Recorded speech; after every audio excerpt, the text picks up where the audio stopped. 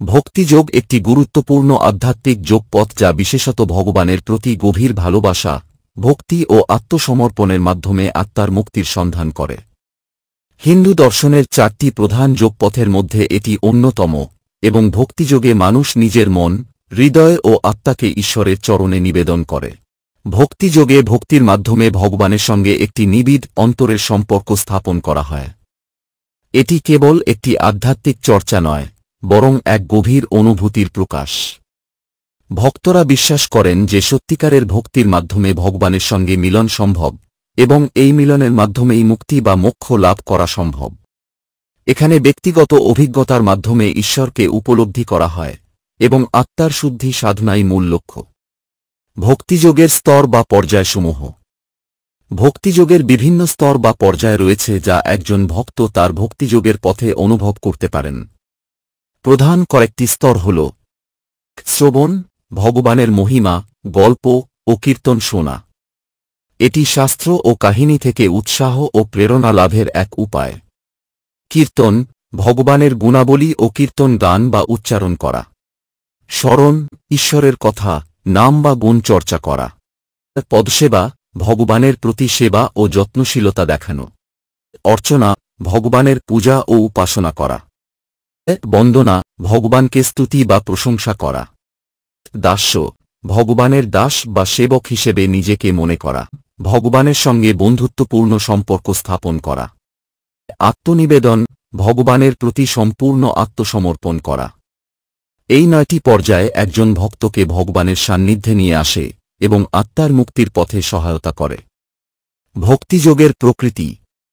ভক্তিযোগের মূল আকর্ষণ হল এর সরলতা এবং আন্তরিকতা। এখানে কোনো জটিল আচার বা তন্ত্রের প্রয়োজন নেই, বরং ভক্তের অন্তরের গভীর ভালোবাসাই প্রধান। কেবল নাম জপ, স্তুতি, আরাধনা বা কীর্তনের মাধ্যমে ভক্তিযোগের সাধনা করা যায়। ভক্তির রূপভেদ। ভক্তির বিভিন্ন রূপ রয়েছে এবং তা নির্ভর করে ভক্ত ও ভগবানের সম্পর্কের ওপর।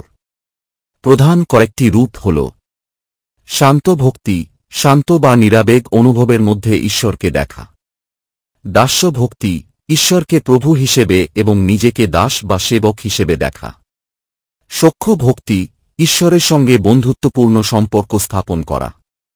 বৎসল্য ভক্তি, ঈশ্বরকে নিজের সন্তান হিসেবে ভালোবাসা। মধুর ভক্তি, প্রেমের মধ্য দিয়ে ঈশ্বরের সঙ্গে মধুর সম্পর্ক স্থাপন করা। ভক্তিযোগের প্রধান লক্ষ্য হল জীবকে মোক্ষ বা আত্মিক মুক্তি প্রদান করা। ভক্তিযোগ চর্চার মাধ্যমে ব্যক্তি তার অহং থেকে মুক্তি পায় এবং ঈশ্বরের সঙ্গে একাত্ম হয়ে যায়। এর মাধ্যমে জীবনের কষ্ট ও ব্যথা দূর হয় এবং এক প্রশান্তি লাভ করা যায়। ভক্তিযোগের অনুশীলনকারী ব্যক্তিরা মানসিক শান্তি, অন্তর্দৃষ্টির বিকাশ, আত্মার বিশুদ্ধতা এবং পার্থিব মায়া থেকে মুক্তি লাভ করে।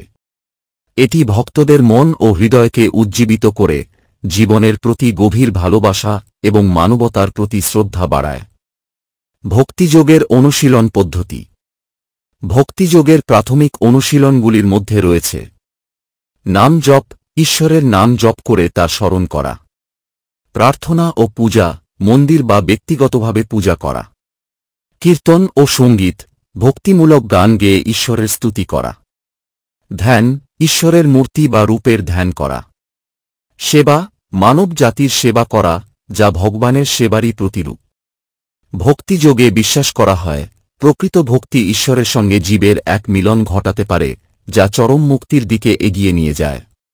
ভিডিওটি ভালো লাগলে লাইক, কমেন্ট ও শেয়ার করুন আর নিয়মিত আপডেট পেতে চ্যানেলটিকে সাবস্ক্রাইব করুন এবং বেল আইকনে গিয়ে ক্লিক করুন।